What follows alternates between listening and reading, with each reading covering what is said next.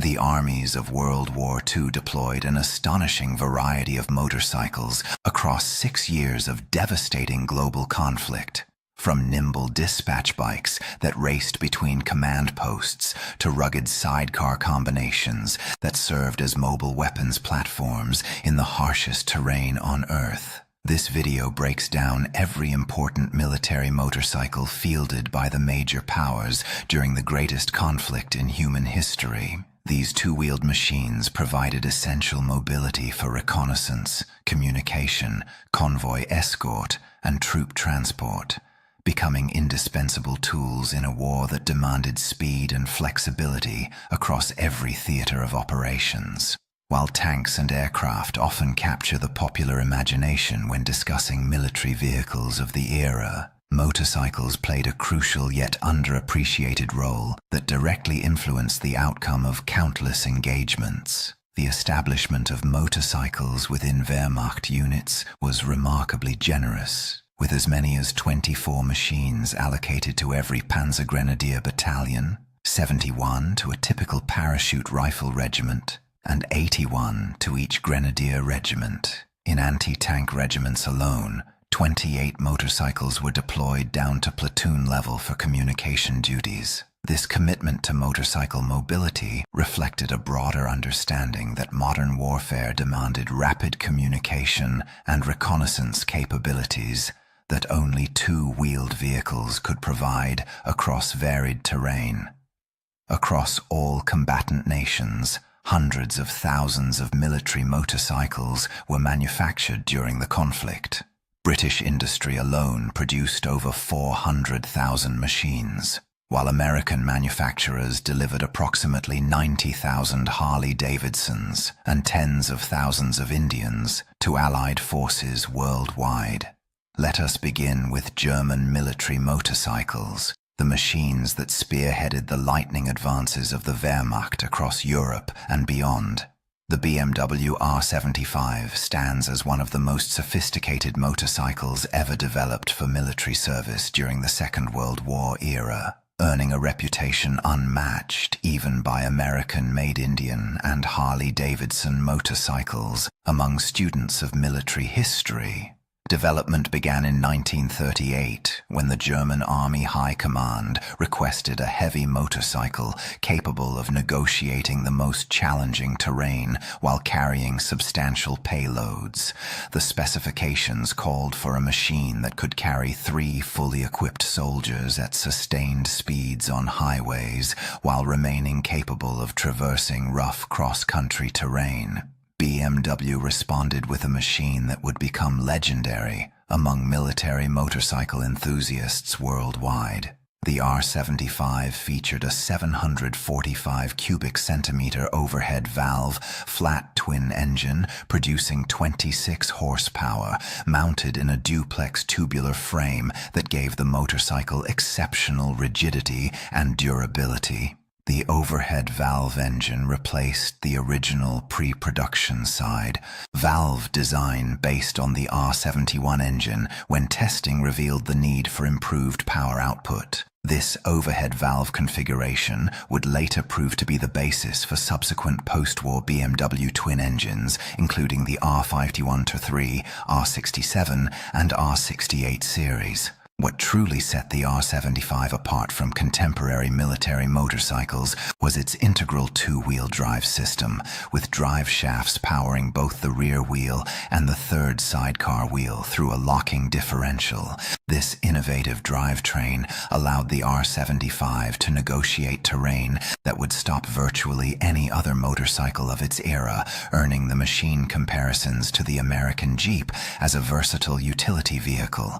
The 4-speed gearbox included a reverse gear and offered both road and off-road gear ratios through a transfer case, providing effectively 8 forward speeds for varying conditions. The massively constructed R75 also featured hydraulic brakes and a hand lever-operated lockable differential between the sidecar and rear cycle wheel. Telescopic front forks and torsion bar springing on the sidecar provided a relatively comfortable ride despite the machine's rugged construction. BMW produced the R75 at their Eisenach factory beginning in 1941, and approximately 16,500 units were delivered before Allied bombing forced production to cease in 1944. A further 98 units were assembled by the Soviets in 1946 as reparations using captured tooling and components. The motorcycle weighed 420 kilograms and could reach speeds up to 95 kilometers per hour on good roads. The fuel tank capacity of 24 liters provided a range of approximately 350 kilometers, corresponding to fuel consumption of approximately 7 liters per 100 kilometers. A specialized variant known as the R75 Siberia was developed specifically for conditions on the Eastern Front, featuring a wet, oiled air filter and other modifications for the harsh Russian environment where dust and extreme cold could quickly disable standard equipment. The R75 saw service in every theater where German forces fought. From the frozen steppes of Russia to the scorching deserts of North Africa, where Africa Corps crews depended on these machines for reconnaissance and rapid communication. The motorcycles were typically painted in different colors depending on deployment, with early production in dark gray, Luftwaffe machines in charcoal, and Africa Corps vehicles in desert beige. After 1943, all motorcycles were painted dark yellow. BMW R75 combinations were typically armed with an MG-34 machine gun mounted on the sidecar, transforming them into mobile weapons platforms capable of providing fire support during advances or fighting withdrawals. The standard Einheit sidecar was specifically designed to accommodate either a mortar or machine gun for the Kradschützen motorcycle reconnaissance units that featured so prominently in early German campaigns. The motorcycle's exceptional off-road capability made it invaluable during the early Blitzkrieg campaigns when German forces needed to maintain communications across rapidly changing front lines. These heavy German motorcycle combinations were so admired as war machines that the United States Army eventually approached American companies to produce similar vehicles, leading directly to the development of the Harley-Davidson XA. The Zundap KS750 was developed alongside the BMW R75 and ultimately proved to be the superior design following extensive comparative testing by the Army High Command, a determination that led the military to initially ask BMW to manufacture the Zundap design before BMW refused. Zundap began developing this motorcycle in response to the 1937 request for a new military sidecar combination that could carry a payload of 500 kilograms, corresponding to 3 fully equipped soldiers, at sustained speeds of 80 kilometers per hour on the Autobahn, with a maximum speed of 95 kilometers per hour. Up until that point, all motorcycles used by the German military derived from civilian models, but the needs of a fast-moving Blitzkrieg doctrine military demanded a purpose-built machine that would be extremely versatile, capable, and dependable regardless of cost. The company initially considered modifying their existing KS600 model, but soon realized that meeting the demanding military specifications would require an entirely new purpose-built machine. By 1939, Zundap had developed 2 prototypes that the Army High Command used for extensive test drives alongside the BMW R75. The KS750 featured a 751 cubic centimeter overhead valve flat twin engine, also producing 26 horsepower, with the cylinders angled at 170 degrees rather than the typical 180 degrees to provide additional ground clearance for the crankcase. The bore of 75 mm and stroke of 85 mm gave the engine excellent low-speed torque characteristics essential for rough terrain operation. The motorcycle pioneered several innovations, including hydraulic brakes on all three wheels, the first such system ever fitted to a production motorcycle, representing a significant advancement in stopping power for heavily loaded sidecar combinations. The pressed steel girder forks combined internal springs with hydraulic damping for exceptional rough terrain performance, while remaining stronger and lighter than conventional designs. Like the BMW R75, the Zundap featured shaft drive to both the rear wheel and sidecar wheel, with a lockable differential that could be engaged by a lever beneath the rider's right thigh when conditions demanded maximum traction.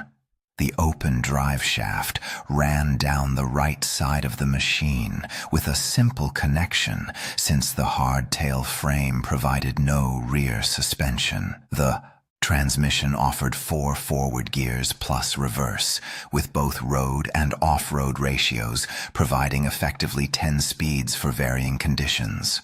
A crawler gear allowed the motorcycle to maintain pace with marching troops at just 4 kilometers per hour, an unusual but tactically useful capability.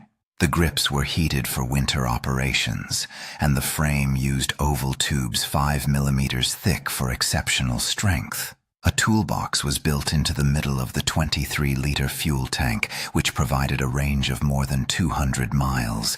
The Solex carburetor, also used on small automobiles, was protected by a Neumann centrifugal air cleaner with a preheating element to ease starting on cold mornings at the Russian front. After the Army High Command determined that the Zundap design was superior to the BMW, they ordered both manufacturers to standardize components wherever possible. By 1942, 70% of parts were interchangeable between the two machines, greatly simplifying logistics and field maintenance.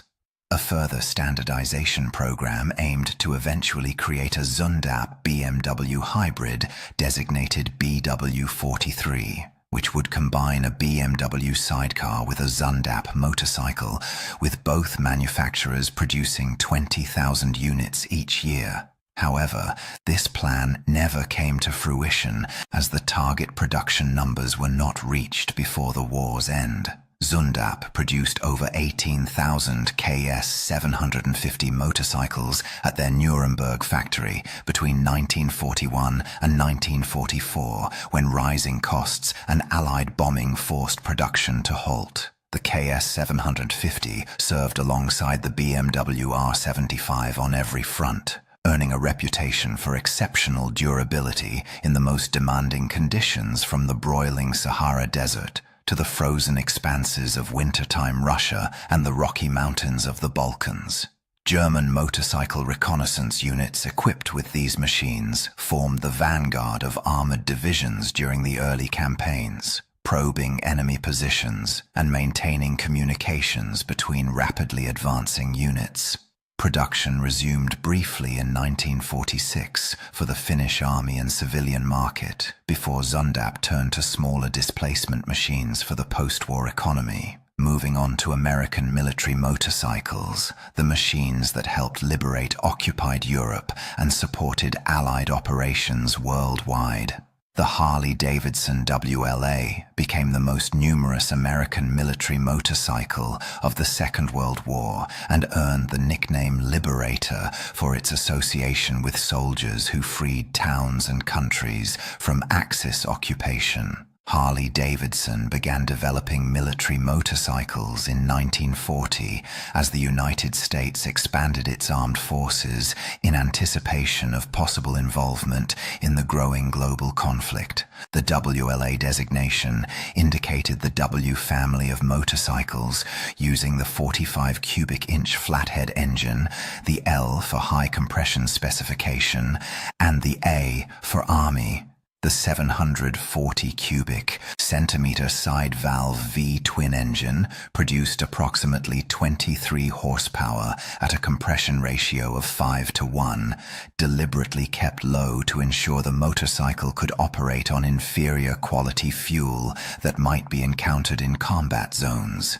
The engine proved exceptionally reliable, if not particularly powerful, and its simplicity made field repairs straightforward, even under adverse conditions. Harley-Davidson produced approximately 90,000 WLA and WLC motorcycles during the war years, with production continuing from 1940 through 1945 and later reviving briefly for the Korean War. The largest single recipient of WLA motorcycles was the Soviet Union, which received over 30,000 units through the Lend-Lease program. These Soviet WLAs were frequently fitted with sidecars and used in frontline combat roles, quite different from their intended purpose with American forces. The United States Army employed the WLA primarily for military police and escort work, courier duties, reconnaissance, and convoy control rather than as combat vehicles.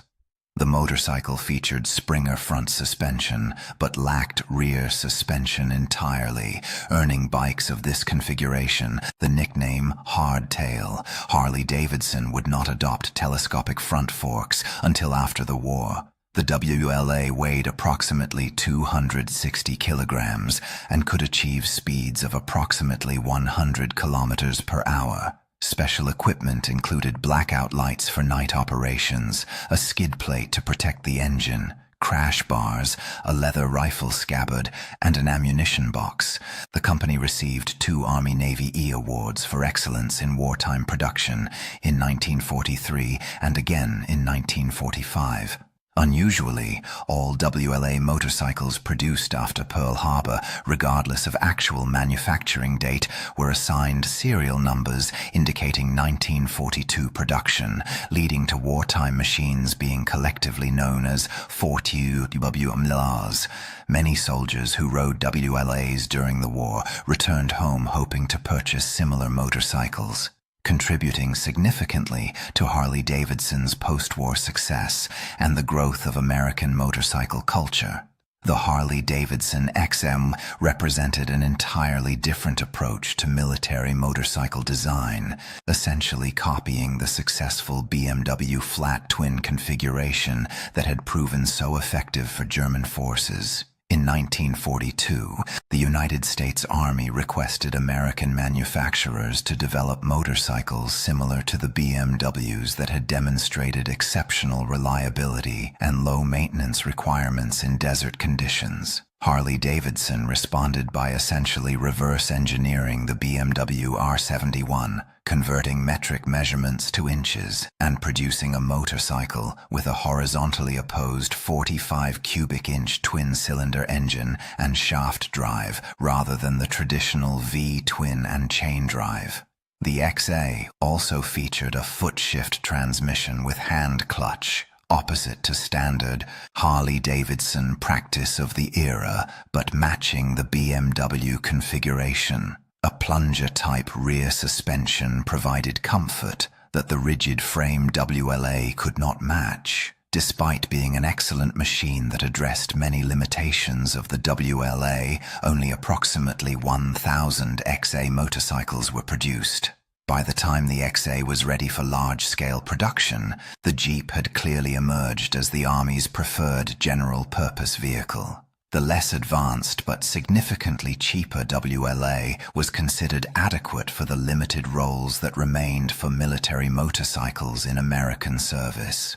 The XA never saw overseas combat service, with most units remaining at domestic bases. Its expense and the complexity of introducing an entirely new motorcycle type into the supply chain made continued production impractical when the proven WLA could fulfill military requirements at lower cost.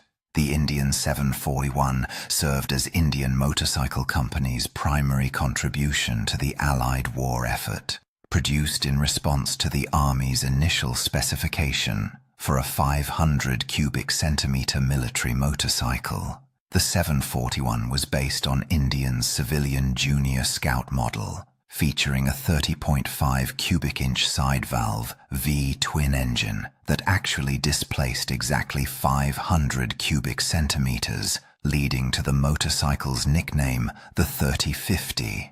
The engine was deliberately detuned from civilian specifications to prioritize durability over performance, producing approximately 15 horsepower. Indian extended the front forks and rear frame to improve ground clearance compared to the civilian model, and fitted the larger transmission from the Indian Chief for enhanced reliability. The motorcycle featured a hand-shift, 3-speed transmission and foot-operated clutch, with the throttle positioned in the left-hand grip according to Army specifications. A rifle scabbard mounted on the right front fender and an ammunition container on the left front fender completed the military configuration. Indian produced approximately 30,741 motorcycles during the war, though after comparative testing, the Army determined that the more powerful Harley-Davidson WLA was the superior machine. Nevertheless, production contracts were awarded to both manufacturers because Harley-Davidson alone could not meet the Army's total requirements. The Indian 741 served with American, British, Canadian, Polish, Australian, and Soviet forces during the conflict. British and Commonwealth armies were actually the primary users of Indian military motorcycles during the war. Indian also developed the Model 841 specifically for desert warfare, featuring a transverse 90-degree V-twin engine with shaft drive similar to later Moto Guzzi designs. Only approximately 1,841 motorcycles were produced, and fewer than 50 are believed to have actually seen military service.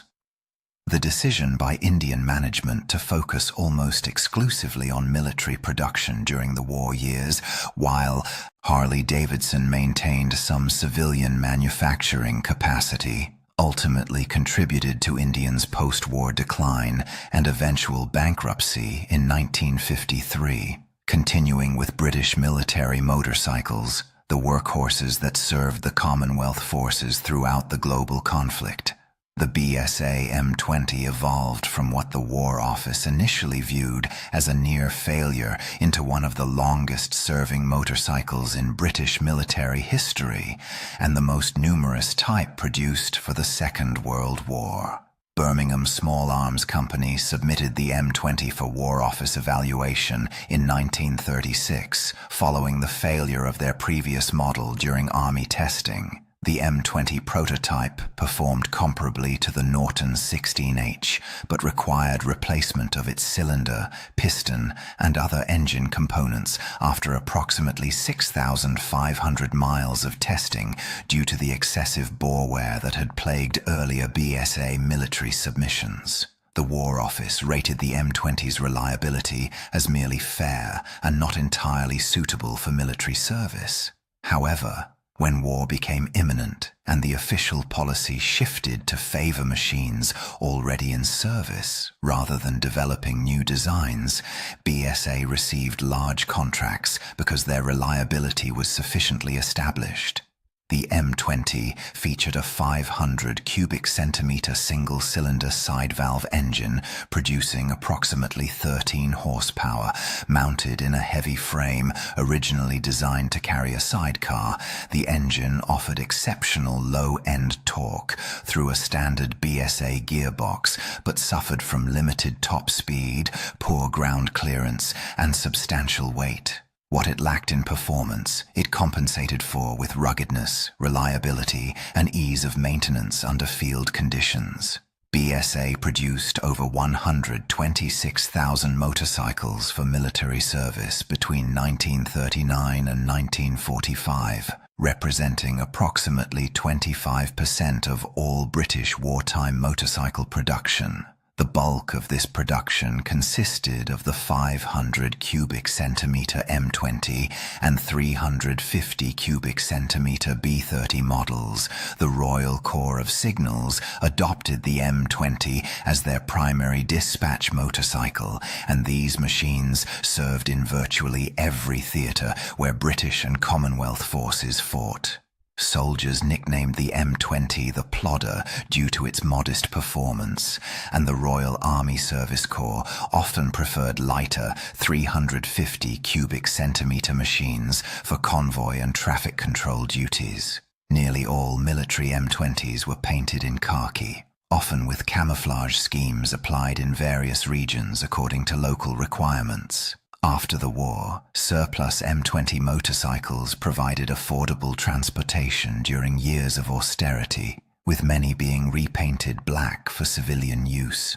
The Automobile Association purchased large numbers to equip their patrol officers, and the distinctive yellow and black M20 combinations became a familiar sight on British roads throughout the post-war decade.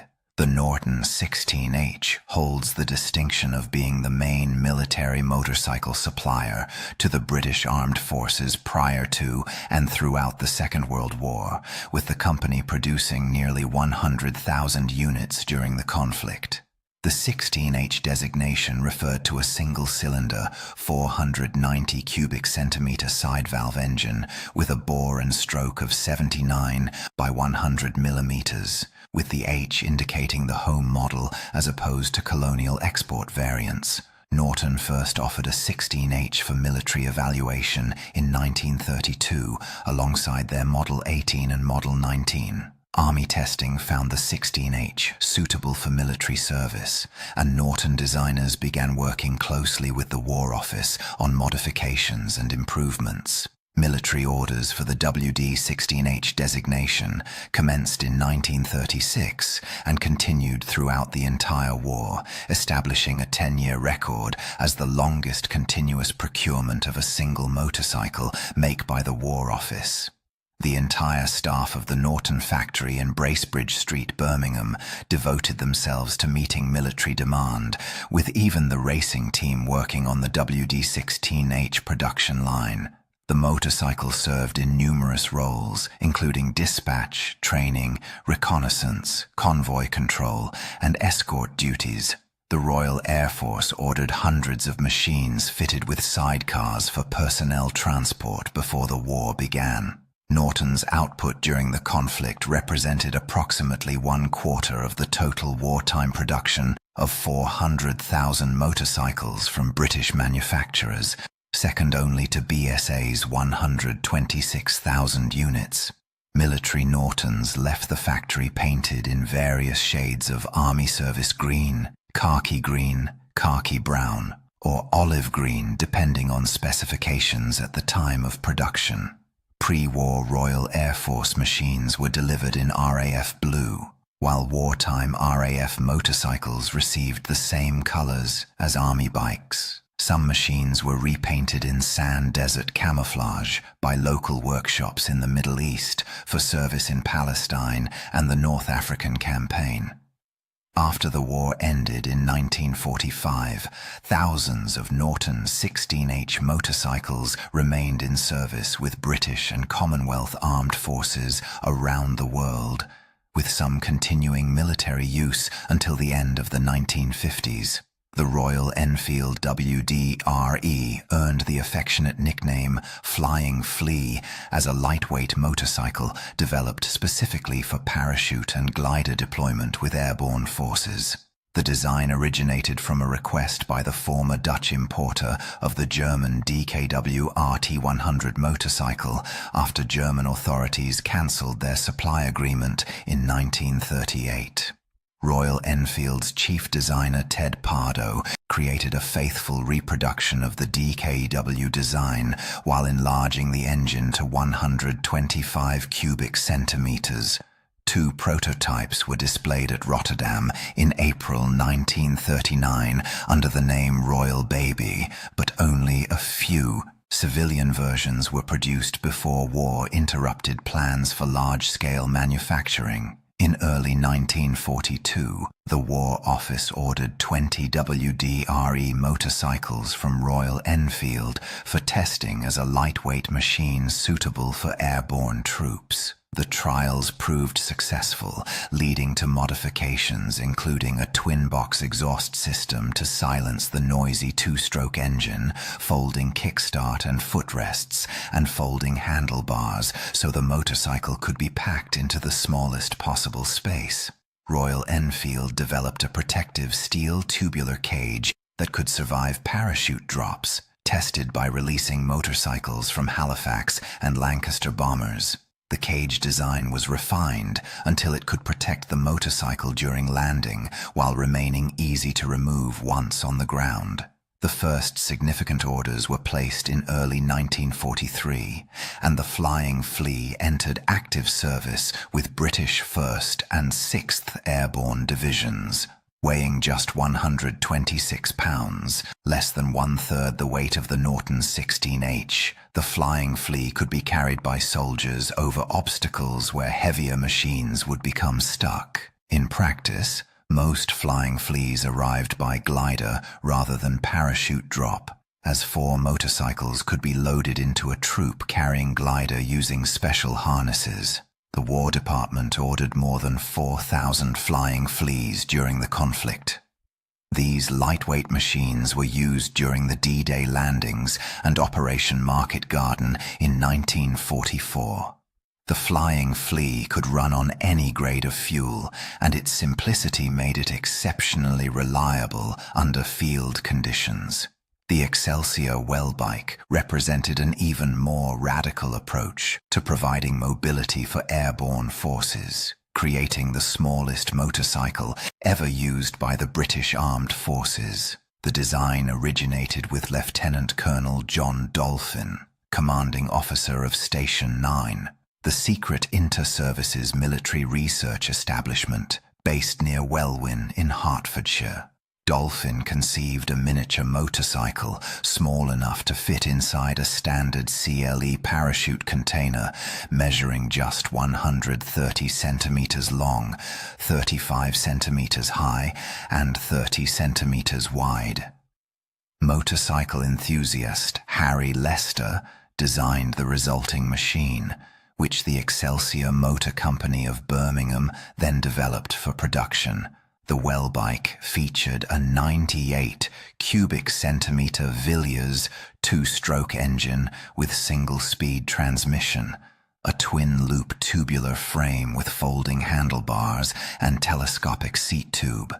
The motorcycle had no suspension, no lights, and only a single rear brake to minimize weight. The tiny fuel tank could not supply fuel by gravity and required pressurization by hand pump before operation. Soldiers could remove the well bike from its container, unfold it, and be riding within 11 seconds according to training standards.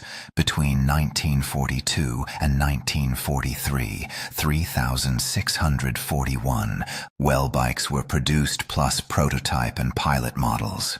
Some were issued to the British 1st and 6th Airborne Divisions, and a few were used at Arnhem during Operation Market Garden. The Royal Marines commando units used well bikes during beach landings at Anzio and Normandy. However, practical limitations soon became apparent. The low power and small wheels made the motorcycle virtually useless away from paved roads. The need to locate containers after landing and assemble the motorcycle under combat conditions proved impractical when paratroopers needed to seek cover immediately.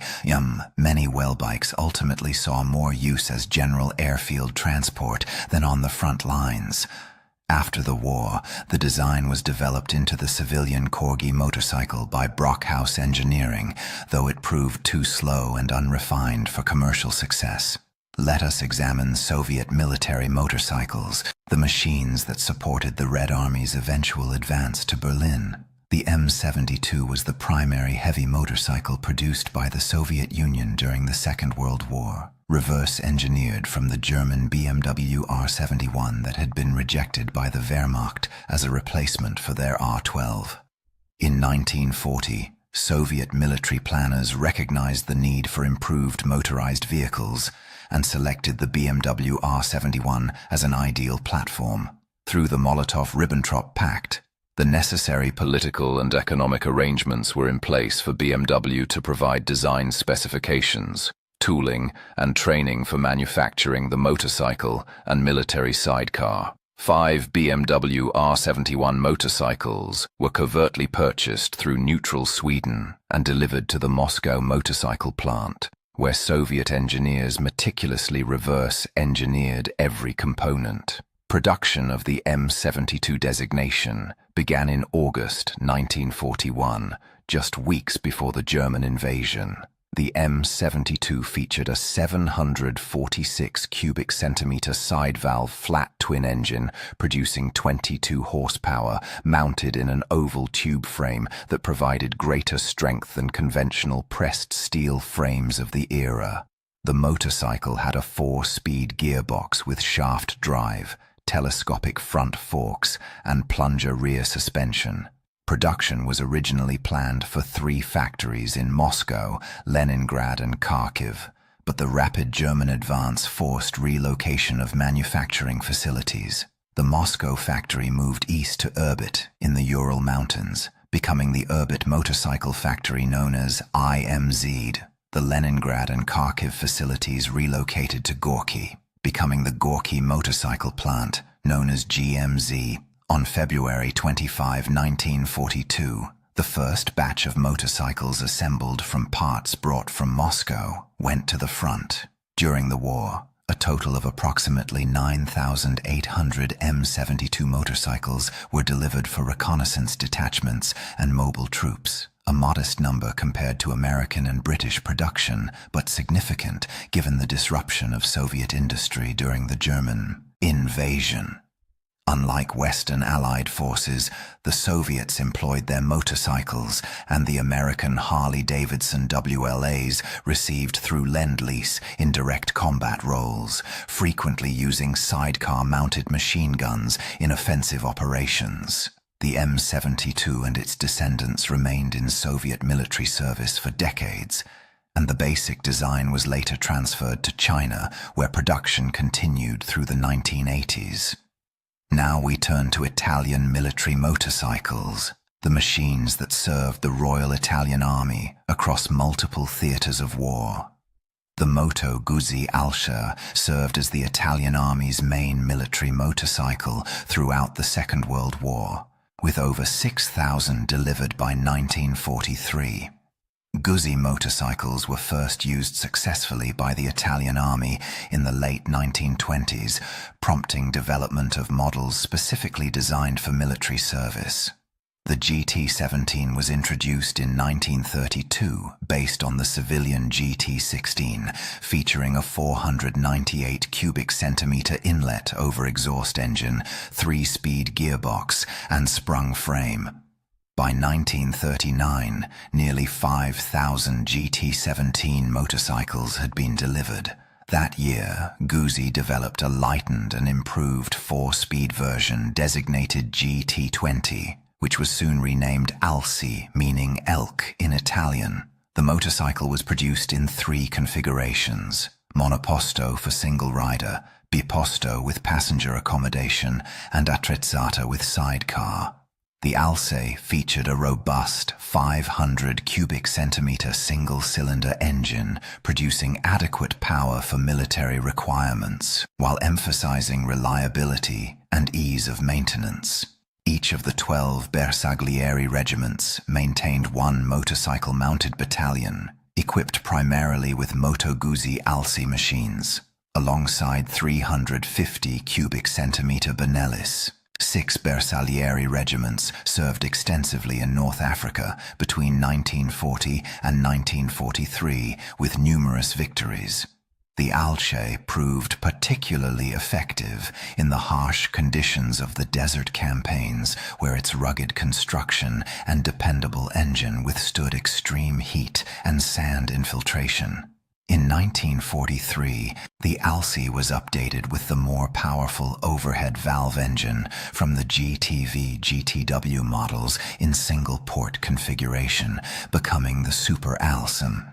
This improved version featured a handlebar-mounted Breda M30 machine gun, allowing soldiers to engage targets while the motorcycle was stopped without dismounting. Though the gun could only be fired while stationary, it represented an innovative approach to increasing the firepower available to motorcycle-mounted troops. Attempts were made to mount a 9mm Beretta M38A submachine gun that could be fired while moving, but this never entered mass production.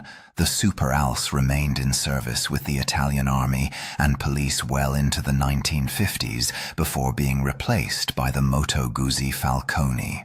The Moto Guzzi Trial-C was a three-wheeled military variant using mechanical components from the ALSI, produced specifically for armed forces requirements between 1940 and 1943.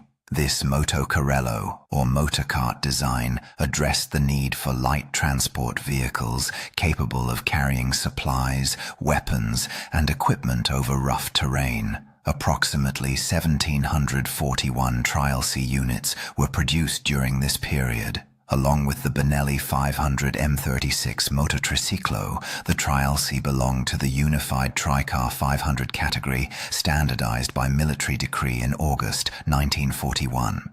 Finally, let us examine Japanese military motorcycles, the machines that supported imperial forces across Asia and the Pacific. The Type 97 motorcycle, known as the Rikuo, was a licensed copy of the Harley-Davidson produced in Japan that became the main motorized transportation vehicle for the Imperial Japanese Army. The story of the Rikuo began in the years after World War I, when Harley-Davidson's domestic sales declined sharply, as Americans shifted from motorcycles to automobiles for cheap transportation following the reduction in Ford Model T prices. Seeking to recover lost revenue abroad, Harley-Davidson was selling approximately 2,000 units per year in Japan by the mid-1920s. In 1932, Harley-Davidson licensed the Sankyo Trading Company to build complete motorcycles in Japan under the name Rikuo, meaning King of the Road. Production began in 1933 near Tokyo, with Harley-Davidson employees on site as consultants. The Japanese received tooling and expertise to manufacture the 1,200 cubic centimeter VL series flathead V twin engine, and by 1936 had developed their own military variant designated Type 97.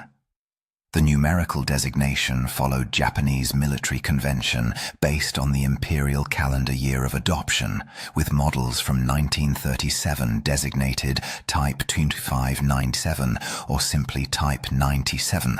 The Type 97 featured a 1,200 cubic centimeter V twin engine producing 28 horsepower, with a sidecar positioned on the left side that included a drive gear to the sidecar wheel for improved traction in muddy conditions. This configuration was developed with operations in China and Manchuria specifically in mind, where Japanese forces had been conducting military operations since 1931. When the Harley-Davidson license expired in 1936, the company offered a new agreement for production of their advanced EL Knucklehead model, but Sankyo declined the offer. Japan's increasingly militaristic government eventually suggested that American Harley-Davidson employees leave the country. Approximately 18,000 Rikuo motorcycles were built between 1937 and 1942, with most sold to the Japanese military and police departments. The Type 97 saw service primarily in China, Manchuria, and the Philippines. Poor performance in rough terrain limited deployment to Pacific Islands, where conditions proved too demanding. Japanese naval landing forces used Type 97 motorcycles armed with Type 11 light machine guns during the 1937 invasion of Shanghai. A solo variant without sidecar was produced as the Type 93. Harley-Davidson did not publicize their Japanese connection because their technology transfer had helped develop mass production capabilities in Japan just prior to the war. The military motorcycles of the Second World War demonstrated remarkable variety in design philosophy and tactical employment across different nations, reflecting both the unique industrial capabilities and strategic doctrines of each combatant power. German engineers created the most sophisticated sidecar combinations ever built, with driven sidecar wheels and locking differentials that allowed the BMW R75 and Zundap KS7 to traverse terrain impassable to other vehicles. The attention to detail extended to heated hand grips for winter operations, interchangeable components between manufacturers, and specialized variants for different climatic conditions. American manufacturers took a fundamentally different approach, prioritizing reliability, ease of production, and simplicity of maintenance over technical sophistication, with the Harley-Davidson WLA serving primarily in support roles rather than as combat vehicles. The American philosophy accepted modest performance in exchange for the ability to produce machines in vast quantities that could be easily repaired by soldiers with limited mechanical training. British industry produced the largest numbers of military motorcycles among the Western Allies, with BSA and Norton supplying over 220,000 machines that served from the North African deserts to the forests of Northwest Europe and the jungles of Southeast Asia. The BSA M20's rugged reliability earned it the nickname Plodder, an unglamorous designation that nevertheless reflected the qualities most valued in a machine that might need to operate for weeks without proper maintenance facilities. The innovative Flying Flea and Well bike represented creative attempts to provide mobility for airborne forces through designs that could be parachute-dropped or glider-delivered, though practical experience would reveal the limitations of these specialized machines. Soviet forces employed their M72 motorcycles in frontline combat roles alongside American Lend-Lease machines, using sidecar-mounted weapons in offensive operations that Western doctrines specifically avoided as too dangerous for exposed motorcycle crews. The willingness of Soviet commanders to accept higher casualties in exchange for tactical flexibility represented a stark contrast to American and British employment of these vehicles. Italian Moto Guzzi Alce motorcycles served the Bersaglieri with distinction in North Africa, while Japanese forces relied on their licensed Harley-Davidson copies in China and the Pacific. The widespread adoption of the Jeep by American forces during the conflict demonstrated that the military motorcycle had inherent limitations as a general-purpose utility vehicle. The four-wheeled Jeep could carry more personnel, more equipment, and traverse rougher terrain with greater safety than any motorcycle combination regardless of sophistication. By the end of the war, military planners recognized that motorcycles retained value primarily for courier duties, military police work, reconnaissance where stealth mattered more than carrying capacity, and training purposes. Many soldiers who rode military motorcycles during the war developed lasting enthusiasm for motorcycling that they carried home with them. The availability of inexpensive surplus military motorcycles after 1945 fueled the growth of motorcycle culture on both sides of the Atlantic. Veterans who had learned to ride on WLAs and M20s purchased similar machines for civilian use, while others stripped down their military surplus bikes and created the customs that would evolve into the chopper movement. The engineering innovations developed under wartime pressure influenced civilian motorcycle design for years afterward, from the telescopic front forks that BMW pioneered to the improved suspension systems that became standard features. The flat twin-engine configuration that both BMW and the Soviet M72 employed would continue in production for decades, with descendants of these wartime machines still being manufactured in Russia today. These military motorcycles represented the final chapter in an era when two-wheeled vehicles played a significant tactical role in modern warfare. Subsequent conflicts would see motorcycles relegated to increasingly specialized roles as trucks, helicopters, and armored personnel carriers assumed the mobility functions that motorcycles had once provided.